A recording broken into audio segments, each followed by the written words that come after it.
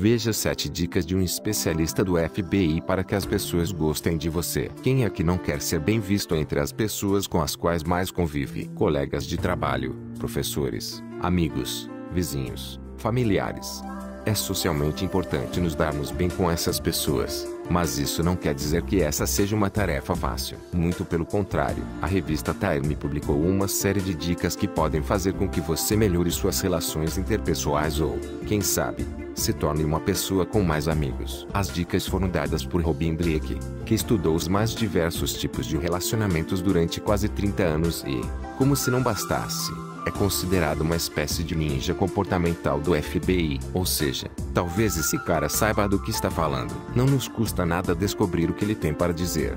Primeira dica: o que fazer quando conhecer uma pessoa nova? Na primeira vez que conversar com uma pessoa, busque conhecer alguns dos pensamentos e das opiniões dela. Faça perguntas, escute e não demonstre, de forma alguma, qualquer tipo de julgamento. Não significa que você concorda com a pessoa, explica Drake, que defende a ideia de que a primeira conversa serve para conhecermos o máximo possível sobre alguém. Não julgar significa respeitar, e todo mundo gosta de ser respeitado. Digamos que você escute algo com que não concorde ou de que não entenda. Em vez de franzir a testa ou fazer cara feia, o ideal é dizer algo como: nossa, isso é realmente interessante. Nunca tinha pensado sob esse ponto de vista. Ajude-me a entender como você chegou a esse pensamento. Então, não apenas você está respeitando como demonstrou interesse. Ponto para você. Fazer com que as pessoas se sintam confortáveis para falar a respeito delas mesmas é um grande negócio. Na verdade, algumas pesquisas já sugeriram que muita gente por aí tem mais prazer falando sobre a própria vida do que comendo ou gastando dinheiro.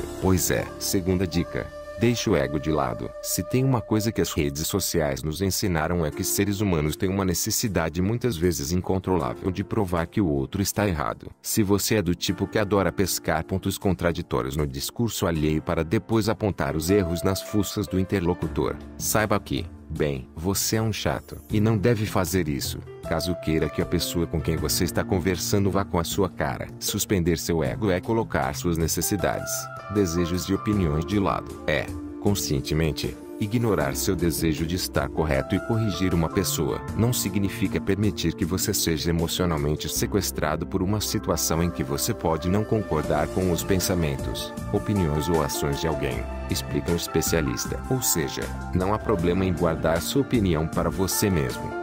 Inclusive, bom, não estamos dizendo que você precisa se comportar como uma mosca morta e aceitar tudo o que ouvir por aí. A questão é que é preciso ter noção das coisas. E pessoas que vivem batendo boca ou corrigindo os erros alheios geralmente não são as mais queridas em um grupo. Repare. Neurocientificamente, isso também tem uma explicação. Nosso cérebro desliga ao ouvir de alguém que estamos equivocados. O lado racional fica abatido e nos preparamos para a briga. A lógica aqui é bem simples. Se você quer que a pessoa goste de você, espere ter mais intimidade para discordar dela e, quando fizer isso, seja coerente. Terceira dica: aprenda a ouvir. Já falamos que as pessoas adoram falar delas mesmas e, justamente por isso, quando encontram alguém disposto a ouvir o que dizem, a conexão se estabelece quase que naturalmente. Ser um bom ouvinte, no entanto, não é exatamente simples. Afinal, se todo mundo ama falar sobre si mesmo, por que com você seria diferente? É por isso que você precisa entender bem o que significa ser um bom ouvinte. Não quer dizer que o interlocutor vai fazer um monólogo e você vai ficar olhando, mudo. Na verdade, o ideal é prestar atenção no que o outro diz e não ficar medindo palavras. O diálogo precisa fluir, e ser um bom ouvinte significa fazer comentários e perguntas interessantes, pertinentes. O que você deve fazer é o seguinte: assim que tiver uma história ou ideia que gostaria de dividir, não faça isso conscientemente. Diga para você mesmo: eu não vou dizer isso. Tudo o que você deve fazer é se perguntar: qual ideia ou pensamento que a pessoa mencionou eu acho fascinante e quero explorar. Recomenda Drake. Quando você diz para uma pessoa falar mais a respeito de um determinado assunto, ela automaticamente passa a gostar mais de você e, inclusive, vai sentir necessidade de ajudá-lo. Algumas pesquisas já comprovaram isso. Quarta dica: a melhor pergunta que você pode fazer. Drake conta que perguntas intrigantes e consideradas boas são aquelas que questionam os últimos grandes desafios das pessoas. Nesse sentido, vale perguntar quais foram os maiores desafios que alguém enfrentou no trabalho, na faculdade ou ao morar em determinada região. Todo mundo passa por desafios. Isso, perguntar sobre eles, faz com que as pessoas revelem suas prioridades em determinado ponto da vida. Garante o esperto. Fazer perguntas é tão importante que já se sabe, por exemplo, que pedir conselhos é uma ótima forma de influenciar alguém. Então, além da questão dos desafios, é vantajoso mostrar interesse pela opinião da outra pessoa e, se possível, perguntar o que ela faria se estivesse no seu lugar com relação a alguma coisa. Pedir conselhos é bom para os dois lados. Quinta dica: como se aproximar de pessoas novas. Conhecer alguém nem sempre é a tarefa mais fácil. Então, para evitar a fadiga, você pode achar uma brecha para dizer que está indo embora em breve. Para Drake, o primeiro diálogo precisa conter algumas informações bastante específicas. Quem é você? O que você quer e quando você está indo embora? Essa questão tem a ver com segurança e controle. Para entender bem, é só mudar o ponto de vista e compreender que, da mesma forma que você não se sentiria confortável se uma pessoa completamente estranha começasse um diálogo bizarro, os outros também não se sentem. Ao saber que a pessoa está indo embora em breve, surge essa sensação de controle da situação. E aí é normal que a conversa siga de maneira mais natural e relaxada. Depois, se for o caso, você muda o discurso e pergunta se a pessoa não se incomodaria se você ficasse mais um pouco. Sexta dica: algumas coisas sobre linguagem corporal. Da mesma maneira que você precisa ser um bom ouvinte, fazer perguntas interessantes e pedir conselhos, é importante prestar atenção naquilo que seu corpo diz mesmo quando você está de boca fechada. Nesse sentido, a coisa mais importante é sorrir. Uma das formas mais simples de conseguir a confiança de alguém. Se você sorrir lentamente, melhor ainda. O sorriso é realmente contagioso, e já se sabe, por exemplo, que ver determinadas pessoas sorrindo dá ao nosso cérebro o mesmo prazer que ele teria se comêssemos 2.000 barras de chocolate. Tá aí uma dica para a dieta nova: substituir chocolates por sorrisos. Outros sinais que ajudam: deixar o queixo apontado para baixo um pouquinho e inclinar a cabeça para o lado de vez em quando. Além disso, é bom não ficar totalmente de frente para a pessoa.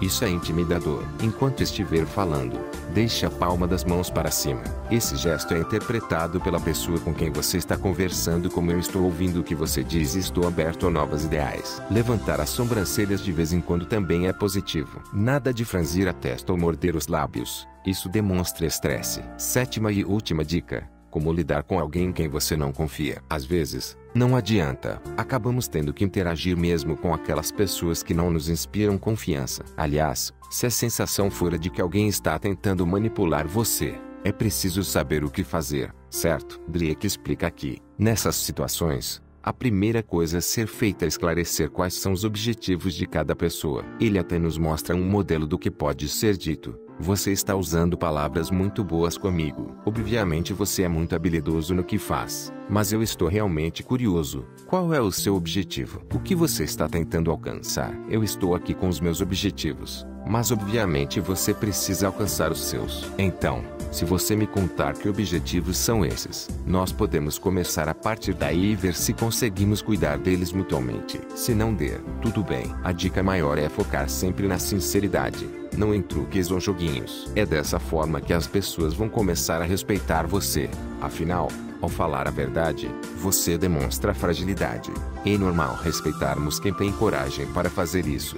Quando as pessoas falam a respeito de qualidades fundamentais em um amigo, um parceiro amoroso ou um colega de trabalho, a palavra sinceridade não é facilmente listada. Pois é, ser sincero vale realmente a pena. TV Grapiuna, direto da redação.